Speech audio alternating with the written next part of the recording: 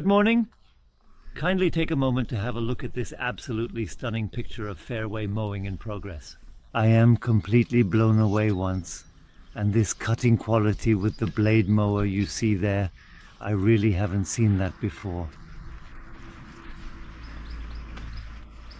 We possess a weight distribution that is unparalleled.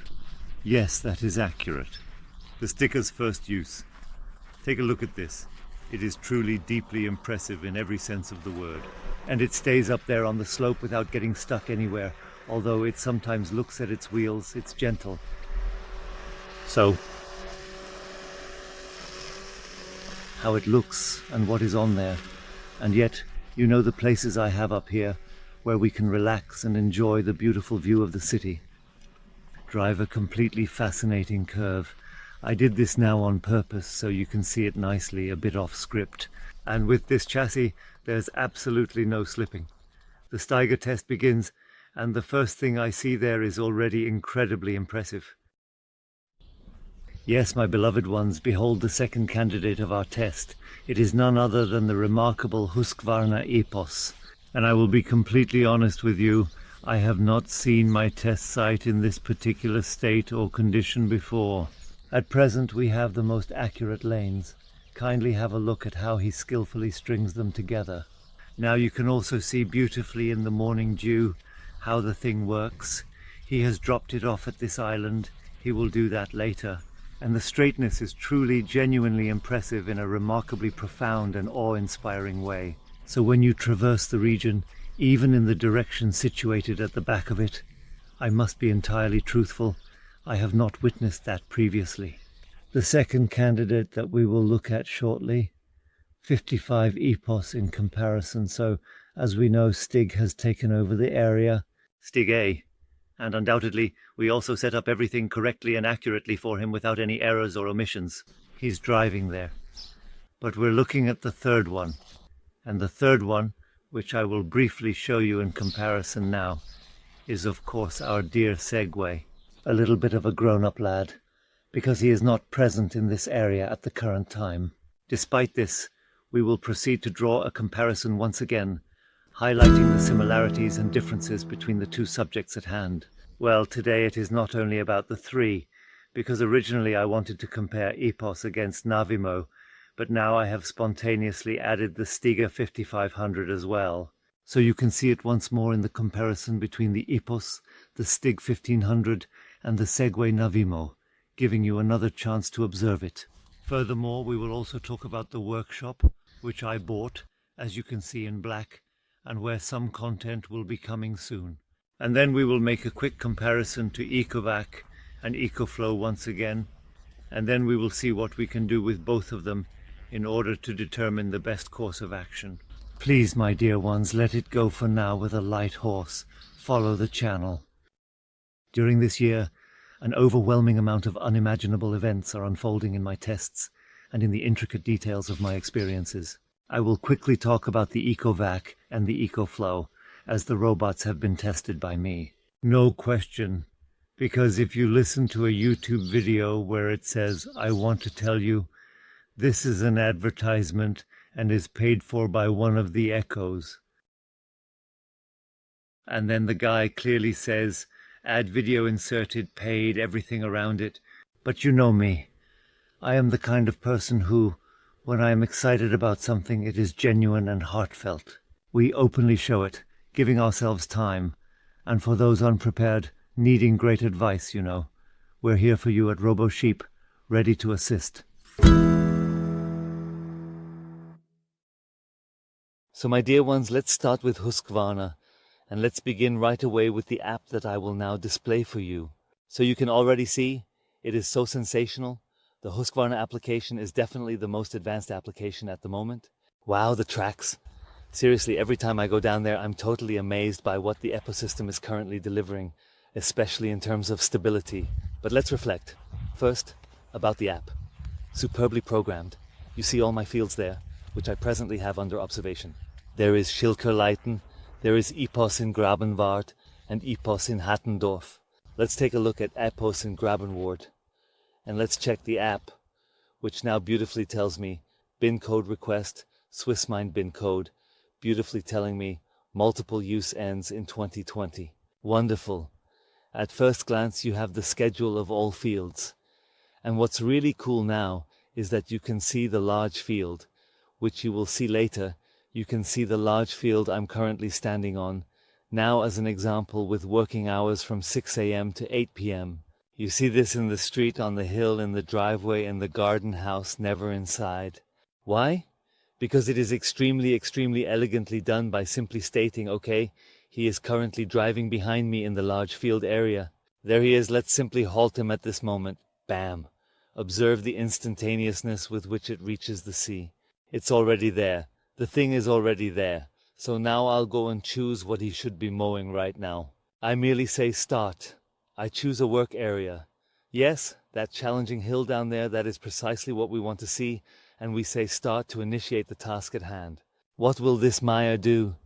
He will now set off immediately, and because the whole thing is stored with a pattern, he also knows when he will be finished. And now let's check this.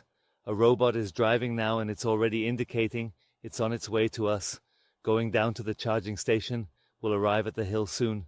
Until that's the case, let's go there now. Look at the map. Look at that in the app display. I will rotate it once. You have the opportunity to see it now here with me, witnessing how the entire area is currently installed. You observe it in real time, where the sea is approaching at present. Underneath is the charging station. We have mounted the base station up there on the house. Here, the one marked with the asterisk is the service point, and the blue lines represent the transport routes, right in the middle. All of these things are nicely listed in a list, and now you can go ahead and say, okay, what about when we're at the hill? At what cutting height do we want to mow this hill, and how can we ensure optimal results while doing so? At present, at 45 and extremely cool, what an amazing pattern, what line shapes are being drawn over it, and you can already observe how fast and cool it is to assemble on the application. And if you take a close look at the hill now, I manually sent the mower into the tall grass only one time, and it actually manages. And because this terrain shape is really dramatic now, I can now program the whole thing. Let's go back there once, so that you already see what the issue is. I drive an automatic working time on the large field. Direct your gaze upwards. The robot is making its way towards us. Look up there and observe how cool and infinitely awesome it looks with all those tracks and its remarkable design. He has reached us in the meantime and is now driving into the hill to start the mowing operation. And why is it programmed like that? I have this large field here, and then you see up there on the side a bunch of really extreme areas. He could get stuck there. That's why I only drive manually. You've just heard it in the background, the cutting height adjustment. We're driving at 45 in this area, and the robot's mowing the hill. And now take a look at what's happening there. With a contaminated odometry package. If I presently continue to solely focus on the app control, I could instruct him to pause now, because I have only demonstrated that. And I also immediately mention, pause means a temporary stop in seconds. And then I simply mention start, and continue with the schedule as planned. That signifies that the mower will drive back into the large field. Yes, what other information can we provide regarding the application? It is murderously intuitive. It functions flawlessly at a 100% level of efficiency. Subsequently, are all the regions within that you have the capability to alter or modify in some manner or form. We are currently looking at one like this. Areas shown in green. In red, the forbidden zones, meaning all the islands and the entire transport routes. The maintenance point, the charging station. You don't need to program anything from the driving. You can gracefully relocate all points within the region and on the aisles, and we will re-examine that in a brief period of time. In relation to the performance of GPS, we find ourselves in the realm of dimensions when it comes to measuring accuracy and precision. Please have a look at this. Underneath the cherry tree, we have successfully completed our odometry package and are now done with it. However, I will provide an explanation for that in the EPOS series. Are we capable of driving in GPS shadows too? Where are we currently? The sea is situated behind me. Let's zoom into that location now. And we observe an island over there, and this island is named Kirschbaum on the application. So, this one is a bit large now. You can see a considerable amount of wire has been left standing. So, Let's take a closer look at the cherry tree. That was the wrong one. I actually have a total of 2 trees. Let's take the right one, and you will see it is just going back and forth. Cherry tree 2, and now we simply click on edit, and you can already see if it just stays there, just go on it. I am doing this with one hand now, please, and the centimeters of the islands are adjusted like this, and the island is corrected. All done. Save it up top. I am not saving it now, I am going back, so to speak. But if you were to save it, discard, then the new geometry is already in for the island. That's the whole process. I would like to take a walk with you through an extreme area behind me now. So this is an area that, if you look, hangs there on the side. You see it there, the garden shed, and on the side there is a driveway area. And if we click into it now, you can actually click into the area. It is simply awesome. It is referred to as the driveway pattern. And as you can observe, the lines are currently accurately following the slope in this location. If you desire to twist it, you simply need to save the entire thing at this moment in time. And if we proceed up this driveway now, let us take a look and observe what is there. The mower has now started mowing again, by the way, in the meantime. The 180-degree turn, which is so important in RTK, now requires exactly the weight distribution that we have there. And of course the boat trolley, but that's coming up next. Let's now walk through the area back there. You visually perceive it in that specific location once. You nearly break your feet in that particular place. So, it is programmed in a way that it only drives manually, but let me tell you, it rarely gets stuck in that location. Then we have stones in there. You can see when we go up there inside, take a look at how it appears there. There exist authentic dumplings. Let's merely set the cutting height to 60 centimeters for the area of the driveway. Absolutely no problem whatsoever, each and every click per field, boundless. So how can I access this field at this moment? I do not think I need to display this. These are the blue transportation routes, and you can also remove them individually. So, my dear ones, take a look. I've even left a boundary here so you can see where the driveway is and where the chicken coop field is. What we currently have is an extreme growth, and the robot is able to handle that. It does not grow into it. And the driveway in the back, extremely steep, did not experience a single GPS dropout or GPS shadow throughout the entire site. With an app that is truly sensational. Yes, that is exactly what you can expect from Husqvarna. The series begins now and delves into detail with all the capabilities of the device, and most importantly, the reasons why we, at Roboschaf, are able to participate in private properties. This is only achievable with a rather intense and cool extension. Shaman's the sword. Not the Husqvarna label, but undoubtedly well made, there is no doubt about it. The quality is undeniable. The mower has just reported in with connected status back there, and it is currently located at the Laurier station. Haven't been in there lately, so something updated. Everything runs smoothly with surrounding elements. And we are currently saying let's mow right away, and you have witnessed that it goes directly to the system without any delay. He unpacks and off we go. And then the progress of the application is beautifully exhibited on the screen. So this is truly well executed by the application. What is happening over there? Those are the typical movements you would expect from a Segway. They have a tendency to be jerky in nature, which one cannot quite assign. Nevertheless, that is the way it is. No other choice but to accept it and move on. If I press stop at this moment, it will promptly reach the mower, as can be observed. The settings. The schedule for mowing. I have not established one because I control the robot entirely by manual operation. The car drivers, the cutting height is 30. If I currently adjust the cutting height to 50, you will be able to hear the engine. It is happening immediately. Go back down to 30, right away, without any delay immediately. The rain sensor with everything around it, or into the functions. So the application is super well designed. There is absolutely nothing missing. It's a bit unfortunate when you go into the map management. Every time you make a change, you have to redraw it, of course. I have the ability to edit the map, and then I receive a nice tutorial about it. However, in this case, I am unable to proceed because the robot is not in the charging station in order to program it. However, in any case, you can see the maps displayed in a nice manner. The application runs really smoothly and it is well programmed. And as for how that is programmed in detail, well, I don't think we need to talk about the detailed programming. Look up, I'll link you to the video about Sequoia programming with all the app details and so on. Good job on the app, there's no doubt about it. Yes, let's proceed to the live broadcast with our friend the STIGA and the STIGA application. As I mentioned, more excites me for multiple reasons, but I can inform you that the application is not the cause of my excitement at this time. This one is truly something to become accustomed to, and it also tends to experience lag quite a bit. You see, we have the C here once with an overview.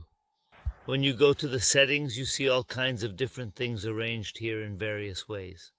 Upon entering the garden, the map representation is not particularly exciting, I would say. Even if I were to practice driving now, let's continue. I would describe it as lacking in several aspects. Occasionally you have to refer to a separate obstacle map, which is worth mentioning because you can see an obstacle inside, highlighted in yellow. This feature is quite useful as it allows me to make changes to individual areas and sections within the garden. However, at present, I am unable to modify the existing zone, which means that reprogramming is necessary. Nevertheless, I can still access the garden and view my designated area. Additionally, I have the option to add a new zone, but unfortunately, modifying the existing zone is not currently feasible. But what's great is that what I'm marking in blue there, just before the charging station, unfortunately, you can't zoom in on that. That's the route to the charging station. You can see live that the mower is driving. As I said, the display takes some getting used to. It hangs in there occasionally. So mow this area using the other settings and proceed with mowing as initially planned. At the moment, it is not possible to navigate individual areas in the manual mode. It cannot be changed. The commands do arrive. They arrive relatively quickly. You see, I've come home and the robot goes to the charging station, but still, the commands arrive. They arrive consistently and without delay. Behind that, there is a connectivity package that one must purchase. There are specific reasons for this, but my dear ones, do not see it as a negative thing now. We possess GPS stability at that location, whereas the remaining individuals have the option to remove the cables. Currently, with the exception of EPOS, no other person, not even remotely. The application is experiencing some lag, but overall the chassis of the device is truly amazing. As for the GPS, I would rate it based on the current performance of the Husqvarna system for navigation purposes. I would like to apologize for the sound quality at the stable. I do not record with audio tracks or a microphone, just wanted to mention that. Why? Because I have to bring the next few days so much flumey on the channel now. It's a work in between. It is a particular style. It is now the turn of the style robot. We need to have a conversation about the Husqvarna EPOS once again. There are numerous contents arriving in the upcoming days, which requires me to increase the speed at the cost of video quality. Otherwise, I simply cannot eliminate it, and nor can the present advancements. Look, I have created the framework for you here, and I believe you can already perceive what is happening. Weight distribution, by the way, Solo Professional 2 is located at the back. We also need to talk about that one. I completely forgot about it. It's a wired system, that's the main point. Isn't it cool? However, this concept is limited to the realm of wired robots and does not extend beyond that. With a budget of 1,600 euros, he purchased a Generation 4 Plus chassis. His choice truly impressed me. The wheels are incredibly dirty, and the chassis construction is absolutely insane. The weight distribution is truly superb. The thing is so light that there's simply no trouble at all anymore, which of course now greatly helps it while driving.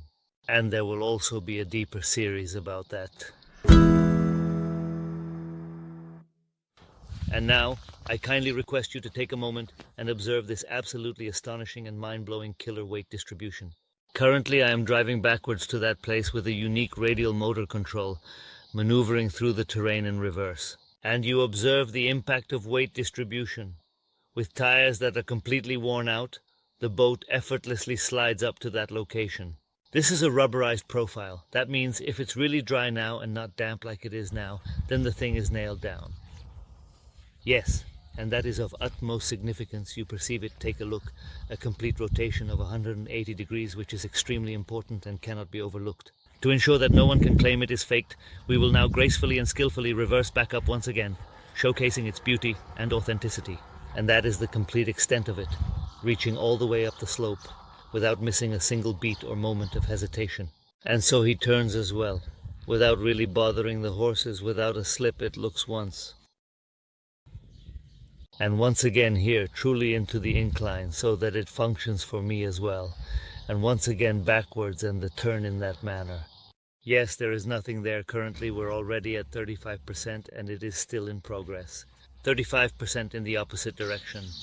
The cutting pattern and weight distribution are crucial factors that determine the ideal appearance of a lawn robot. We simply need to make a few enhancements to the app, and it is one of the most stunning application interfaces available. And now let's examine the identical maneuvers on the identical hill. All things are dirty at present, so I would not be reprimanded once more within the community. Wheels dirty, my life, except you chase after the robot with the cloth. It does not provide assistance. And it is not the fault of the flower bed, not only the grass clippings and the weather being completely normal. Oh, and if you are making turns here, please take a look at that. You heard it correctly.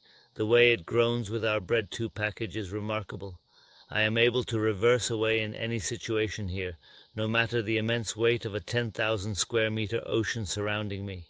Listen, you guys, I'm coming over to my place now. Can you hear that? Take a look at this. And in the opposite direction, and while moving in the opposite direction, a complete turn of 180 degrees in the same spot. And keep moving forward, just like that. Apply the brakes a little more abruptly. Take it step by step. Boom! Like absolutely nailed it. Turn up the volume. Not a single wheel slip occurred during the entire performance. So, my loved ones, this is weight distribution that is incredibly fascinating. As I mentioned, it currently has approximately 20%, so it is not steep.